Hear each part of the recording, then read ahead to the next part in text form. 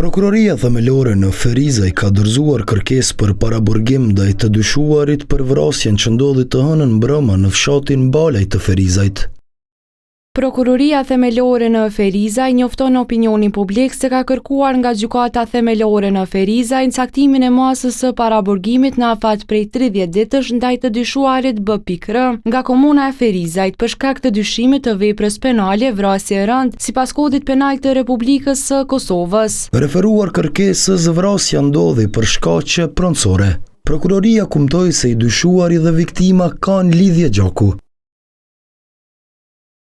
I pandehuri me dashje ka privuar nga jeta të dëmtuarin djalin e Axhës së tij I.R. në atë mënyrë që pas një mosmarrëveshje të mëhershme që kishin pasur si pasojë problemeve në lidhje me një konflikt pronësor, me të takuar në rrugën e fshatit me njëri tjetrin pas fjalosjes verbale, në atë moment I pandehuri B.R. e nxjerr revolin dhe shton 4 herë në drejtim të viktimës I.R.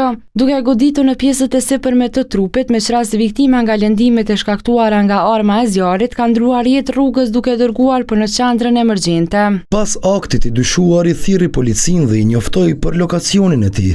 Autoritetet e gjetën armën me të cilën dyshojnë se u krye krimi në oborin e të dyshuarit.